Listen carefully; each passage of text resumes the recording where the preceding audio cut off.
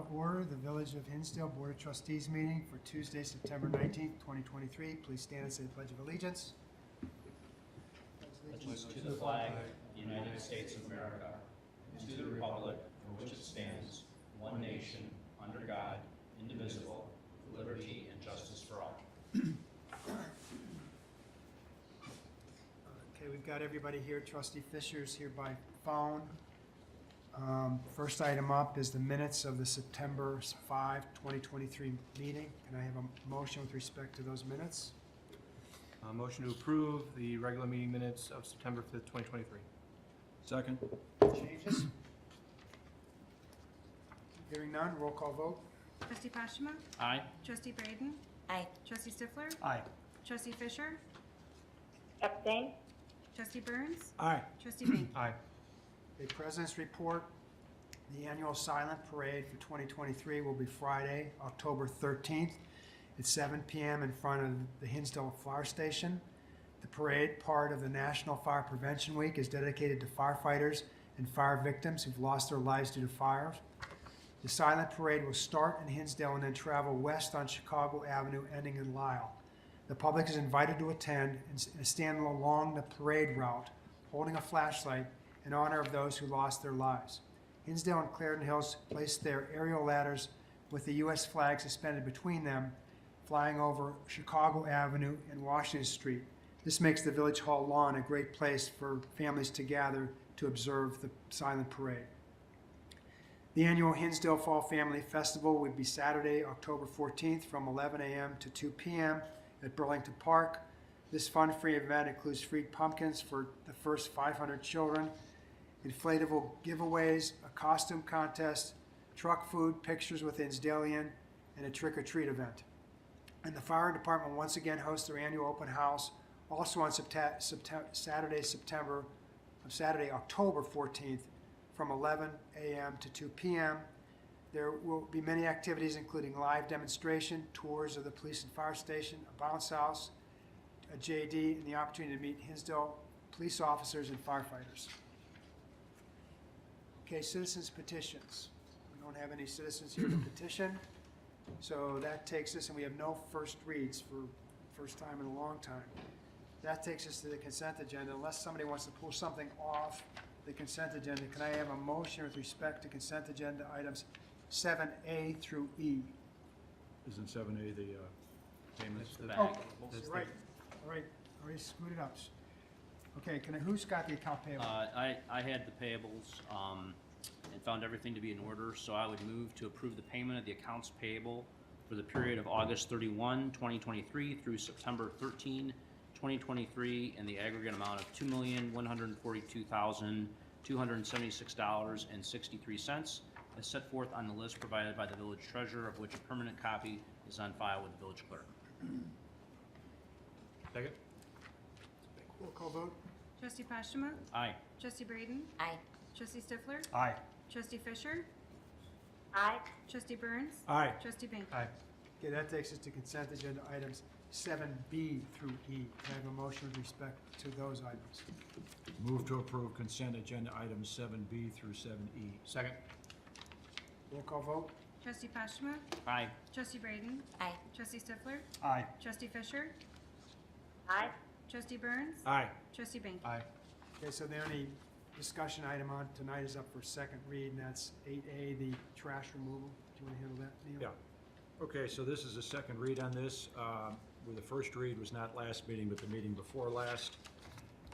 Just to remind everybody, 86% of the village, with the last contract, switched from backdoor service to the standard once-a-week curb collection. And so that's what most of the people in the village are doing. And the pricing that Republic gave us includes a 4.25% price increase for those people with curb collection once a week. It's going to be a price increase of 4.25% each year of the contract.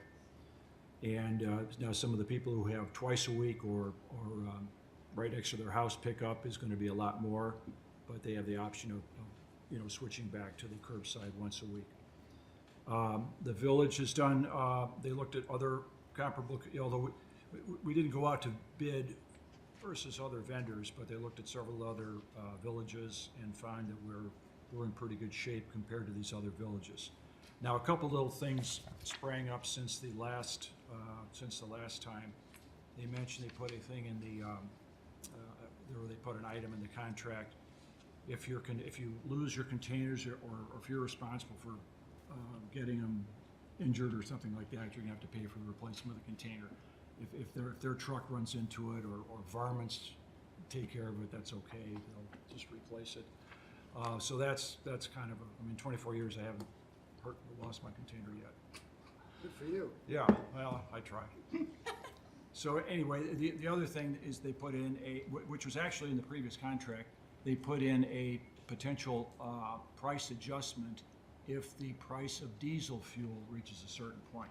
So if diesel fuel goes up to $4.75 a gallon, then they have the option of increasing the pickup by a nickel for every 10 cents the price of diesel increases. So I was talking with Trustee Postum about, we said, what does diesel fuel go for?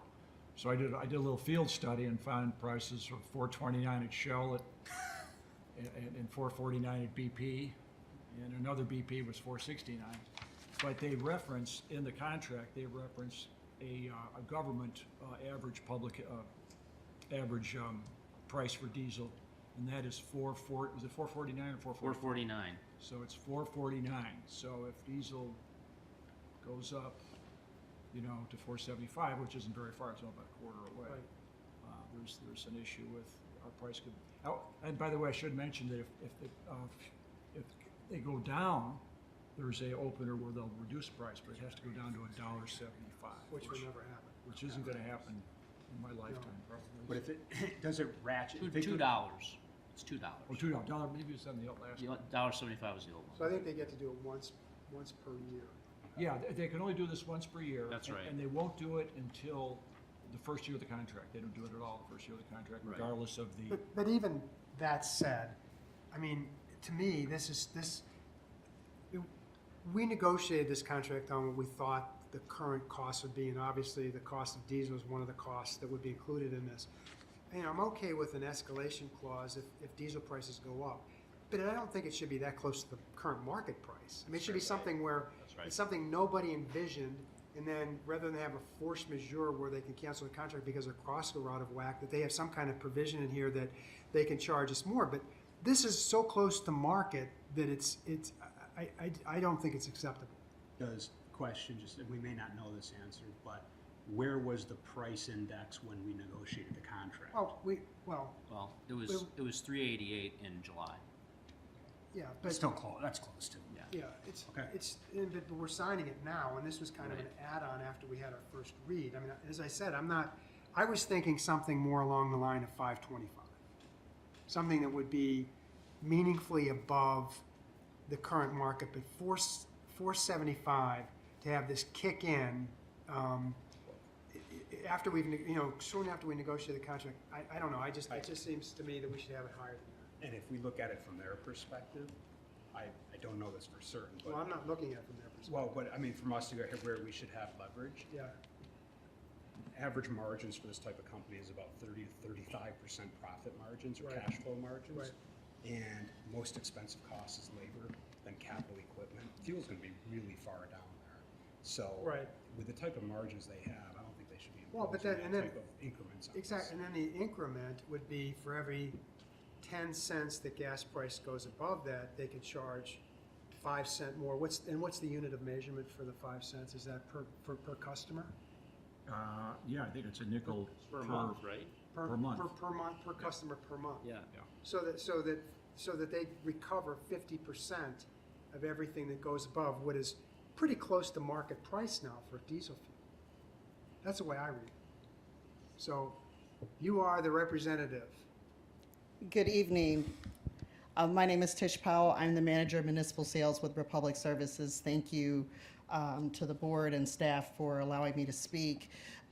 To your question about the margins and the fuel escalator surcharge, as was mentioned, this fuel escalator component of the contract is not anything new, but the pricing at the higher end and the pricing at the lower threshold is what changed.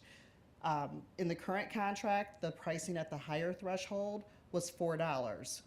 As some of you have already pointed out, we've been above $4 for quite a while now, and we have not once come back to the village and tried to activate this. So there's no guarantee that just because we get to $4.75, that we're just gonna say, aha, you know, we're coming back to you with that. I think we've shown that. I've heard that, but that, if somebody, I don't know that we should sign a contract with the understanding you're not going to enforce your contractual rights. I'd rather just work everything out in advance and have a contract that we assume you're going to exercise your contractual rights, because, you know, I don't want there to be any hard feelings. Well, we agreed to this, but we got the understanding they would never enforce it, and then next year you enforce it. So I'd rather have it all kind of laid out in a document. And I don't have a problem with the escalator clause. I realize if costs go up, your costs go up, and we should share in that. But I just think that the $4.75 is too close to current market price. Is there some way we can get that number higher? Well, we looked at that, and keep in mind, there's also a component of this that for this first year of this 3-year agreement, we would not be able to come back to you even if the price did go above $4.75. So the rates that we've negotiated are good through the first year of the contract. And the only way that we would come back to you potentially is if the rates were at $4.75 or above after October 31st of 2024. Right. But the other thing that kind of concerns me is we talked about this contract and this issue of increase in diesel prices was not something that came up until after we had the first read, right? This wasn't on the table at the first read, was it? There was always a provision in the contract for an adjustment. Right, but did we had negotiated that? It didn't right? come up in the negotiations.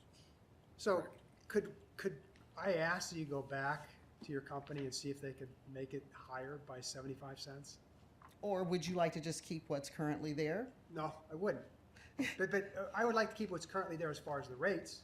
If we do that, we'll keep the current escalator clause. But you're increasing the rates, part of which I think is relating to increase in diesel price plus increase in manpower.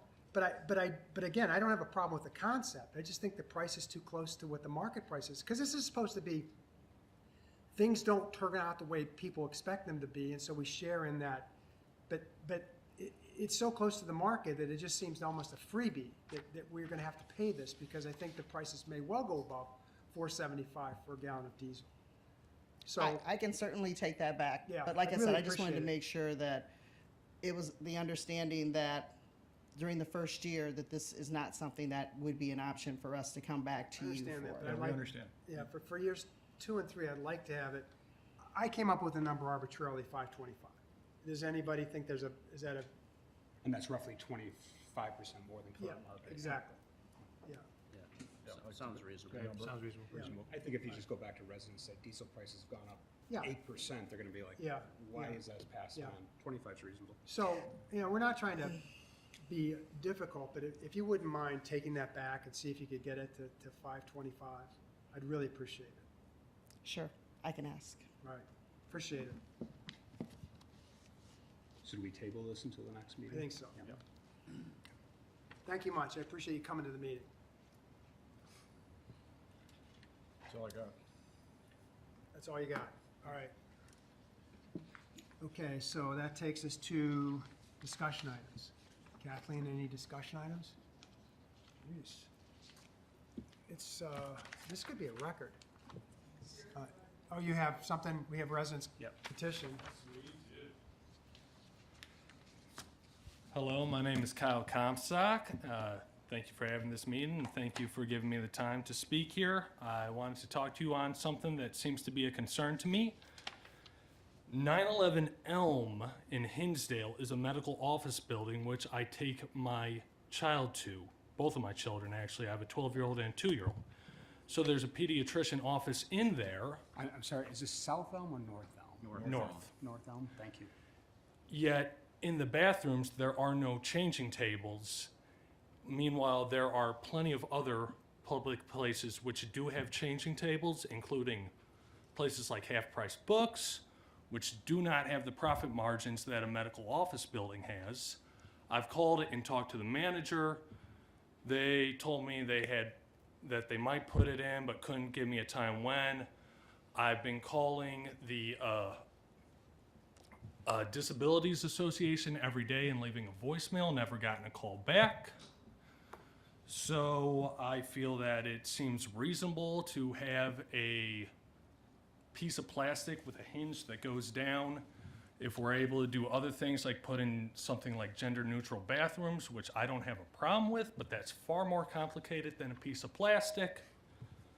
So I want to start here, see if I could get anyone else on board with me, anyone else who wants to help get this going in the right direction.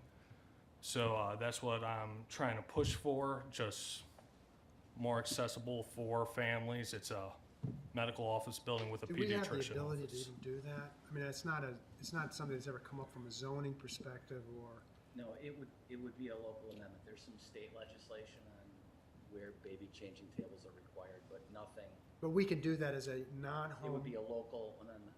to Okay, our- and we have the powers of non-home rule to, okay. Yes. Sure, we can look into that. Okay, all right, Were you just thank you. talking about this particular facility or medical facilities in general? or- Just this particular one, you could put in your own clause on the building codes to where you do require medical office buildings in your town to have them. Right, But if we could just get it started with this, I was actually agreed with Roe v. Wade being overturned, but if we're gonna do something like that, we need to make it a pro-life world. So let's start by putting in a piece of sure, plastic we in a can look into bathroom. that. All right, thank you. Thank you. And Rob, on that, if we were to pass legislation along those lines, would we be able to enforce that? Or could we compel them to do it immediately, or would it only be after they come for a zoning change? It would be difficult to do it retroactively. You Right. generally do something like that in conjunction with a permit, but I could certainly check with Michael Mars and see if that's something that we could Okay. ask for retroactively I- in all medical.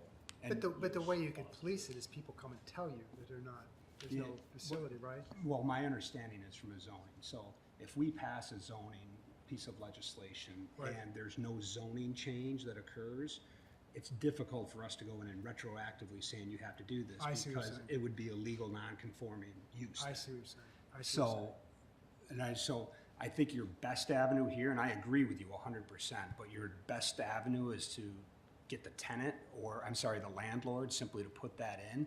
Because even if we pass legislation that says this, we're not gonna be able to enforce it or impose it onto them until they come and want some type of change to their building.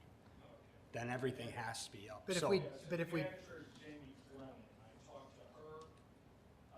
If you want, I just made this right now to start a petition, if everyone of you sign it, and if everyone else starts calling, it's not just one voice, it's more voices, there is strength in numbers. There is. Have you approached any of the tenants, actually?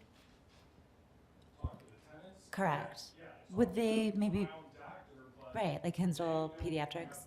right on what goes into the public bathrooms, because they have their own office. So they don't have, so I'm trying to think, so all of the bathrooms are in the common spaces of the buildings, so not in the office spaces, okay.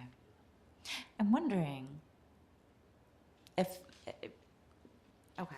There's force in numbers, though. I think if you get, yeah, people are gonna wanna put up $100 piece of plastic versus deal with a, yeah, it can't be that expensive. I mean, No, we've got Labor newspaper costs. here as well.